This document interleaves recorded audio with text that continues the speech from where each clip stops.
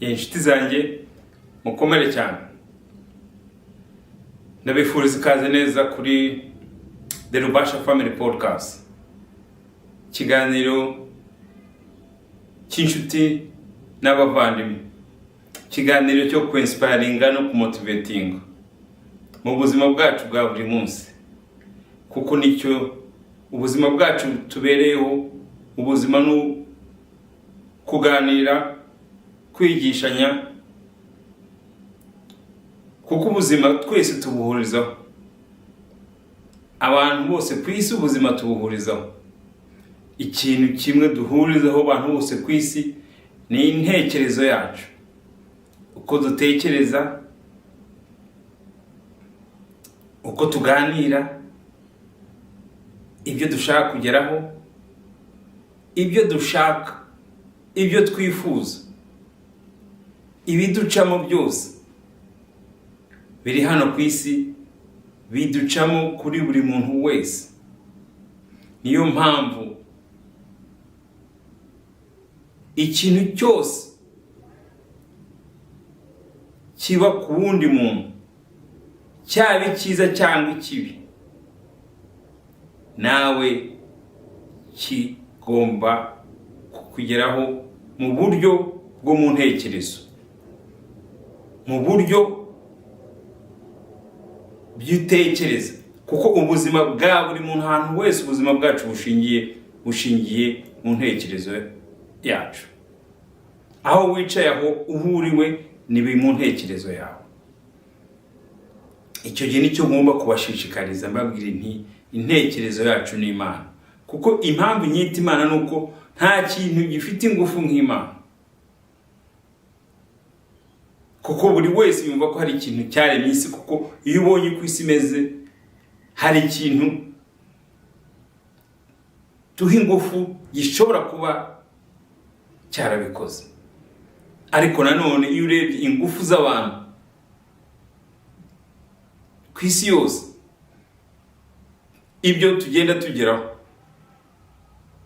ubumenyi tugenda tumenya, aho buhera ni hamwe, ni mu ntekerezo, kuko niho ingufu zose z'abantu kuri isi ishingiye. Uno munsi turaganira, biricujije kuganira ibyerekeye amadini. Aha ndashaka kubakomereza nk'Abanyarwanda, nkababwira ko hari ubundi buryo bwo gusenga Imana yacu, hari ubundi buryo bwo kumenya Imana. Amadini yaraje aratwigisha, atwigishira imyumvire yabo. Amadini aza afite inshingano n'amategeko yabo, n'imyumvire yabo, n'ibyo abantu bagomba gukurikiza. Araza dushyiramo ko nta yindi nzira, ko inzira ari iyabo, nta wundi ushobora gutekereza ibindi ngo babwire ibindi. Njye nk'uko mbabwira, nabibayemo igihe kirekire, nabaye umukristo, bambwira ko ubukristo nta handi uzaza umuntu Imana kazaza ikaguhana cyangwa se ikakujyana mu purgatori warakoze ibintu bibi. Bati Imana ni nziza ikora byose. Ariko rero iyo ubuzima ugenda ugerageza, experience tugenda tubona, ibyo batubwiye n'ibyo ugenda ucamo, n'ibyo amadini akomeza kutubwira, usanga kenshi bidahuye. Ikindi ubona, uko ubuzima bugenda butera imbere, uko ubuzima bugenda n'abandi bamenya ibindi, amadini ntiyiyemeza kuva ku izima, aracyakomeza gushishikariza ku byo bashyize mu nzira zabo, kandi ibyo bashyize mu nzira zabo ni imyumvire yabo. Aha rero ndashaka kubabwira ko hari indi nzira yo gusenga Imana yawe. Imana yawe iba mu ntekerezo yawe, uvugana nayo buri munsi, uganira nayo buri munsi. Ibyo ni byo gusenga Imana. Iyo ushaka ikintu cyose ushaka kugeraho, aho kiva naho kibonera, kiva mu ntekerezo yawe. Igitekerezo ugira kigiye kukugirira akamaro, kiva mu ntekerezo yawe. igitekerezo ugira kigiye kukugirira ibintu by'ingorane kiva mu ntekerezo yawe. Aha rero iyo ubimenye, ukamenya kuri Imana, ukamenya ko ingufu zose ziba muri wowe, ukamenya ko ugomba gusenga Imana yawe, Imana yawe ikurinda kujya mu kibi n'icyiza iyo uvuganye nayo. Nta handi isi yawe ihera.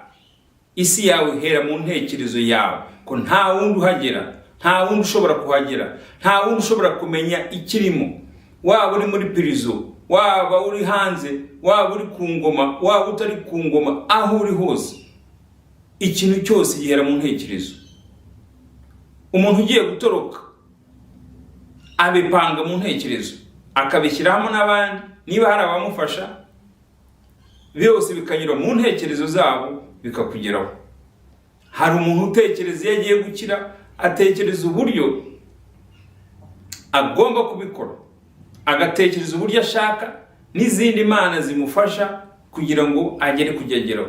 Akenshi nta muntu ugera ku kintu wenyine, buri gihe hari izindi mana zihuza nawe zikagufasha. Aha ikintu amadini yadukoreye mu Rwanda ni ukudutandukanya n'izo ngufu zacu, ni ukumenya ibyo bintu byacu. Amadini yadushyize mu myumvire yabo, amadini yazanye uturutse hanze kuturindagiza, atwita ko tugomba guhora dusabiriza Imana ikintu wabuze, ikintu utamenye udafite naho kiri, ugomba gupfukama ugasabiriza. Aha gusenga Imana ntabwo ari ugusabiriza, ni ukuganira no mu ntekerezo yawe, ni ukuganira n'Imana yawe n'ihwiri, ikaguha icyizere, ikaguha ingufu zo kugenda ugashakisha ukagera ku cyo ugeraho, kuko byose bihera mu ntekerezo. Iyo uhagurutse ukagenda aho ugenda, umuntu ugenda ukuyobora aba ari kumwe nawe, niyo Mana yawe aba ari mu ntekerezo yawe. Imana yawe iri mu ntekerezo yawe niyo kurangira umuntu ujya kureba kugira ngo agufashe ikintu ugiye kugeraho, cyaba icyiza n'ikibi. Umenye ko hano atari Imana yo kuvuga ngo ni Imana y'ibyiza gusa. Oya, Imana ni ya byose, iturimo, ingufu zayo ni iza yose. Ikibi n'icyiza kiva mu ntekerezo yawe. Aha batubeshya ibintu byinshi, batubeshya ibintu byinshi ko Imana izajya iguha ibintu byiza gusa, nta kintu kibi kigomba kukubaho, ntaki. Aha ikintu ugomba kumenya kwakira ikibi kikubayeho. Ibyo twita ibibi bitubayeho, umenye ko ari ubuzima. Ni ubuzima dufitemo experience, ni ubuzima abantu bahora, abantu bagomba kurwara, abantu barwaye kuva iyi si yabaho. Imana ikagira ibandiha intekerezo zo kugenda bavura indwara, izindi zikaza zikica abandi bagapfa, undi muntu indi ntekerezo zikaza zigakora imiti. Imiti yose ntabwo ikiza bamwe ikica abandi. Gupfa ntabwo ari igihano cy'Imana, kurwara ntabwo ari igihano cy'Imana. Igomba kubimenya, ukamenya ko ari ubuzima bwawe, ko umuntu wawe agomba kurwara, ko umuvandimwe wawe agomba kurwara, ko inshuti yawe igomba kurwara, ko inshuti yawe igomba kwitaba Imana, ko umuvandimwe agomba kwitaba Imana. Ni ibintu tuzi, dufitemo experience, byabaye akenshi kuri buri muntu. Amadini yatwigishije kurira, amadini yatwigishije gutakamba, kumva ko umuntu yitabye Imana, tukumva ko ari ukurira gusa, ari uko bimeze. Ariko iyo urebye ibintu byinshi rwose bibaho bituma abantu bitaba Imana ni byinshi cyane, ni byinshi cyane, hari n'ibituruka tutabasha kumenya aho biturutse. Impamvu rero ni uko ari iby'Imana yashyizeho, ni uko tugomba kubyemera. Aha icyo nshaka guhindura ni uguhindura imyitwarire yawe. Yego, kubabara bigomba kubaho iyo waguze uwawe, iyo ni inzira, ni uko bimeze. Ariko ugomba kubyemera ko ari ibintu biriho, ukamenya ko nawe igihe cyawe kizagera nk'abandi, nta kurobanura. Nta gihe uzamenya nta gihe uzamenya cyawe cy'uwundi wese. Aha niho ugomba kumenya ko biriya batwigishije batubeshya ngo Imana izaza kugukiza cyangwa Yesu azaza kugukiza. Nta Yesu uzaza kugukiza uriho, ahubwo igihe cyawe Yesu azaza, umunsi n'isaha nta uyizi, nta n'umwe uyimenya. Aha niyo myumvire tugomba guhindura, aho nizo nyigisho tugomba guhinduka. Iyo umenye izi nyigisho, ubuzima bwawe burahinduka. Hindura imyumvire yawe, ubuzima bwawe buhindura. Hindura imyumvire yawe amadini bakuzanyemo, ubuzima buhindura. Hindura imyumvire yawe amadini badushyizemo ko hari umuntu uzahora aza kugufasha, ubuzima buhinduke. Numenya ko ingufu zawe ziba muri wowe, numenya ko Imana iba muri wowe, nukumenya ikintu cyose cyishingiro ugomba kugeraho kigomba kuva muri wowe, bizagufasha. Aha gusenga Imana, ganira n'intekerezo yawe, vugana n'intekerezo yawe buri munsi, buri gitondo. Imana iba muri wowe, umubiri wawe wiyiteho, umenye ko kuri iyi si nta wundi muntu ukuruta. Ubyitware mu ntekerezo yawe, si ngombwa kugenda ubibwira abandi, ni ishema ryawe riri mu ntekerezo yawe. Ntuzongere kwishyira hasi, ntuzongere kwisuzugura uvuga uti ibi n'ibi sinabigeraho kubera ko utabitekereje neza. Ibisubizo byose biri mu ntekerezo yawe, n'ibibazo byawe byose naho ngaho biri mu ntekerezo zawe.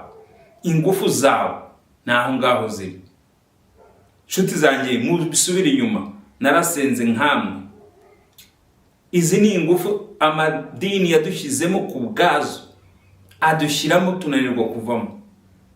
Aha kuvamo ni umuntu ku giti cye, ni ukumva izi nyigisho zanjye zikaguha ingufu zo kuvamo, ukava mu madini, ukaza ukibohora, ukagira ubuzima bwiza.